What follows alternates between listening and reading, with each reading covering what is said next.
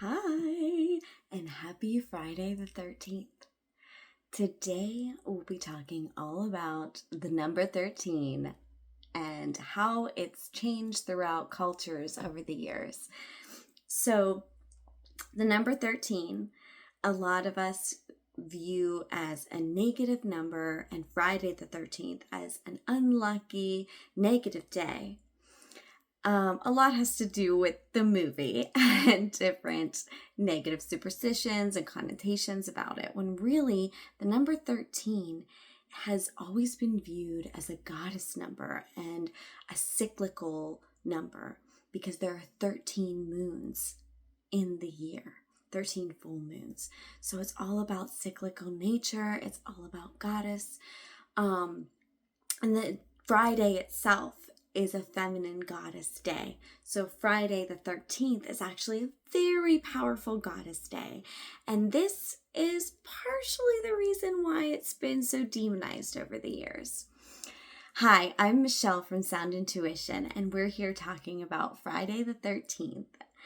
And if you like this video, please like, share, subscribe, and join in with a lot of other conversations we'll be having all about different types of things. But today we're focusing on the number 13 since it's Friday the 13th.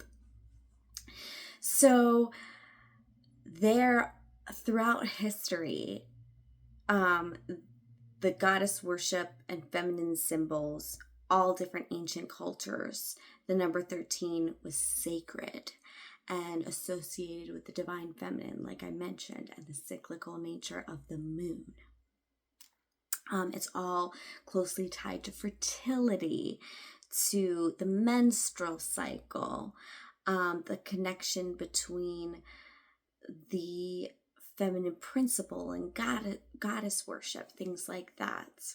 For example, in ancient Egypt, the number 13 was linked to goddess Hathor. And Hathor, who associated with fertility, motherhood, love, she also represented things like renewal, rebirth, and she was connected to the cycles and the moon and the number 13. So this goes back in deep ancient Egypt. It also goes deep into Celtic traditions. The number 13 was viewed very positively and was associated with the goddess Brigid, who is connected to cycles and nature, also healing and fertility. They celebrated the number 13 in association with abundance, with spiritual growth, again, the moon cycles.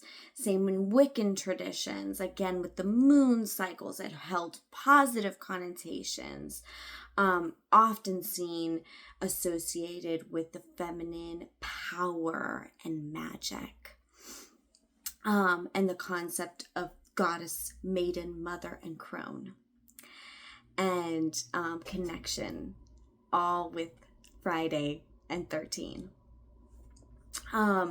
Modern cultures,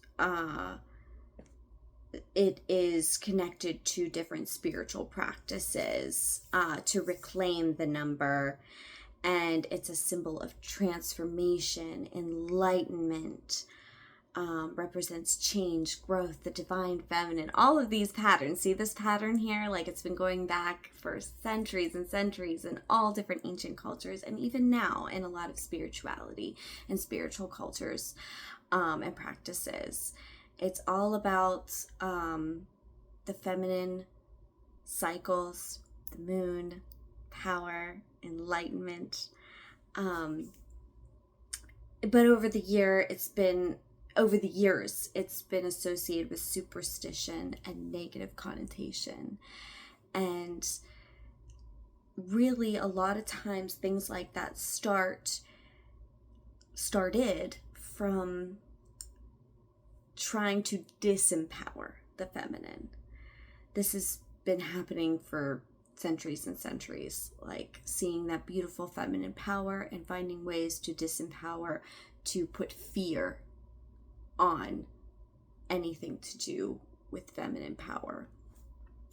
So that has a lot to do with why it's so skewed. Same with black cats and things like that. They were seen as familiars to witches and women and wise women. So let's be afraid of them. Let's call them unlucky, when really that is not the case.